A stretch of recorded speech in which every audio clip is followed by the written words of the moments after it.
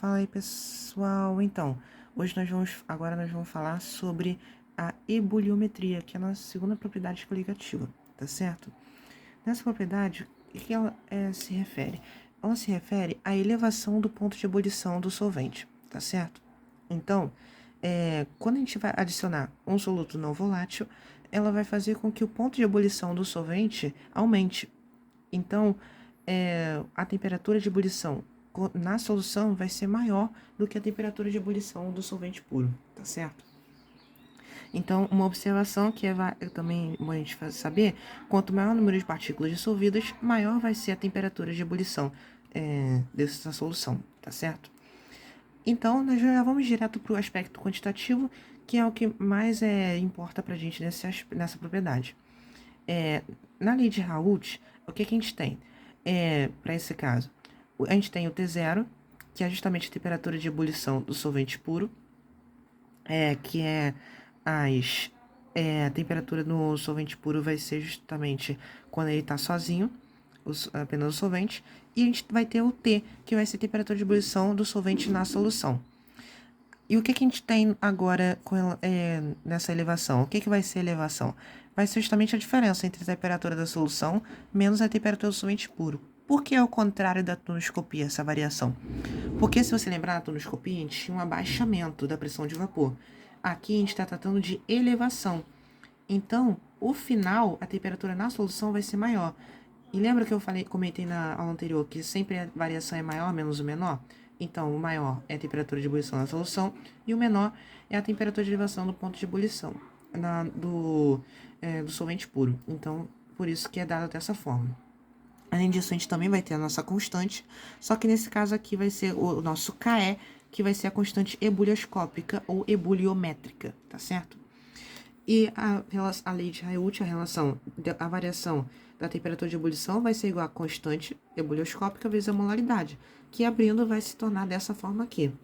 Única diferença é que não temos a divisão pelo T0 aqui nessa fórmula. De resto é tudo igual, ou seja, ΔTE vai ser igual ao KE vezes 1000 vezes a massa do soluto, dividido pela massa do solvente vezes a massa molar do soluto, tá certo? E como que a gente calcula esse KE? Não é tão importante porque na maioria das vezes já vem especificado na questão qual é o valor do KE, mas para a gente é importante a gente saber que é dado por essa fórmula aqui, RT ao quadrado dividido por 1000 vezes LV. O que significa cada coisa? O R é justamente a constante dos gases perfeitos, que vai ser sempre igual a 2, tá certo? Se for necessário você calcular, sempre vai ser igual a 2. ST vai ser igual à temperatura de ebulição do solvente puro, ou seja, sempre dado em Kelvin. Essa é a única diferença, que aqui nessa fórmula você vai utilizar o valor dado em Kelvin, e não em Celsius, como a gente usa na fórmula aqui. E o LV vai ser o quê? O calor latente de vaporização, dado em calorias por grama. Justamente por esse calor latente que não é muito cobrado esses valores para a gente calcular o KE, geralmente é dado na questão. Vamos fazer uma questão para a gente ver como que cai. Vamos fazer duas questões sobre esse assunto. A primeira, o que diz? Calcule a temperatura de ebulição de uma solução contendo 60 gramas de glicose, ou seja, conforme eu tinha dito na videoaula anterior. Sempre anota os dados da questão. 60 gramas de glicose. Glicose é o nosso soluto, então nós temos 60 gramas de... Qual é a fórmula da glicose? C6H12O6. Em 500 gramas de água. Então, nosso solvente é água, ou seja, 500 gramas de água. Adotando KE igual a 0,52 graus Celsius por molar. Essa é a unidade da constante, certo? O que a gente vai fazer? Apenas aplicar a fórmula. Ou seja, ΔTE vai ser igual a KE vezes 1000 vezes M1 dividido por M2 vezes M1. Só que, o que é o ΔTE? A gente tinha visto que é o T menos T0. Só que a gente tem o valor do T? Não, o T é justamente o que a gente quer que calcule. Agora o T0 a gente tem? Não diretamente. Por quê? Quem é o nosso solvente? É a água. A gente sabe, então, questões desse tipo vão fazer como que você já saiba qual é a temperatura de ebulição da água. Qual é a temperatura de ebulição da água? É 100 graus Celsius, tá certo? Sempre vai ser esse valor que a gente vai utilizar. Então, a gente sabe que ΔT é igual a T menos T0. Então, vai ficar T menos 100 igual, que é a temperatura de ebulição da água, do solvente puro, vai ser igual KE, que ele deu na questão, 0,52, vezes 1000, vezes massa do soluto, 60, massa do solvente, 500, massa molar do soluto. Qual é o soluto? É a glicose. A glicose, para a gente ganhar tempo, é 180 gramas por mol, a massa molar, tá certo? Então, a gente vai usar 180. Dá pra gente simplificar algumas coisas. 1000 dividido por 500, isso vai dar 2, tá certo? 180 dividido por 60, também dá pra gente simplificar por 60 em cima e embaixo. 60 dividido por 60 vai dar 1. 180 dividido por 60, isso aqui vai dar 3. Então, continuando aqui do lado, fazer aqui do lado, fazer uma barra de separação, o que a gente vai ter? A gente vai ter T menos 100 igual 0,52 vezes 2, a gente vai ter isso, 0,52 vezes 2, dividido por 3. O que isso a gente vai ter, então?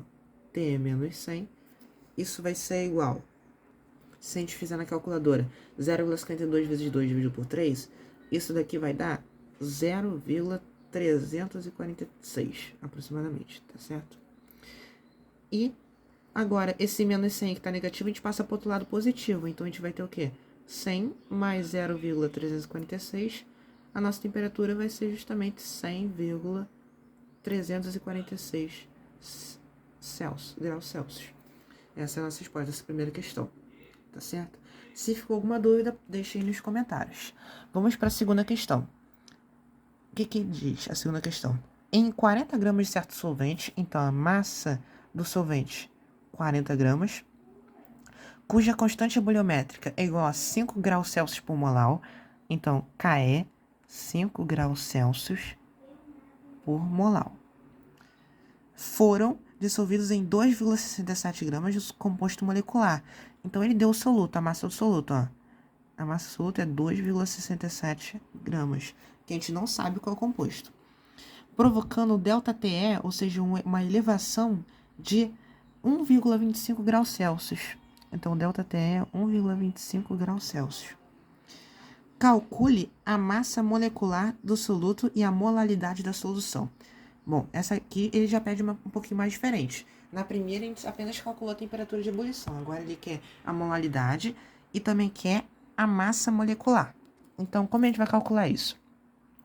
A gente sabe, pela lei de Raoult, que a ΔT é igual a KE vezes W, certo? A gente tem o ΔTE, não tem? 1,25. Então, a gente substitui. O KE, ele também deu 5. Só falta mesmo pra gente saber o W. O W é a nossa molaridade. Então, a molaridade a gente já pode achar por aí. Então, esse 5 que tá multiplicando, eu vou passar para o outro lado dividindo. Então, vai ficar 1,25 dividido por 5. 1,25 dividido por 5, você vai encontrar 0,25, que a gente chama a unidade 0,25 molar. Essa é a unidade da molaridade. Já terminamos a primeira parte. Agora vamos achar a massa molecular do soluto. Se a gente abrir a molaridade, como a gente vê aqui em cima, a molaridade é essa fórmula aqui, ó, 1000 vezes M1 sobre M2 vezes M1. Então, é justamente isso que a gente vai usar. Ou seja, a molaridade 1000 vezes M1 dividido por Mzinho 2 vezes Mzão 1. O W a gente achou, 0,25. Isso vai ser igual a 1000. M1, que é a massa do soluto, ele deu 2,67. Dividido pela massa do solvente, 40 gramas. E a massa molar do soluto, é o que a gente quer descobrir. Então, vai continuar sendo Mzão 1. O que a gente vai fazer? Ó? Dá para simplificar um zero daqui com um zero daqui de baixo. Esse 4 que está dividindo e o Mzão 1, eu vou passar para o outro lado multiplicando. Então, a gente vai ficar 0,25 vezes 4 vezes Mzão 1 igual a 100 vezes 2,67. Passando para cá, 0,25 vezes 4 vai dar 1. 1 vezes M1 vai ser o próprio M1. E 100 vezes 2,67, a gente vai ter vai dar o quê? 267 gramas por mol. Essa é a nossa resposta. Essa aqui vai ser a massa molecular do soluto. Assim finalizamos a questão. Se ficou alguma dúvida, você pode deixar aí nos comentários, que depois eu respondo vocês. Na próxima parte falaremos sobre a próxima propriedade coligativa, que vai ser a crioscopia. Até a próxima!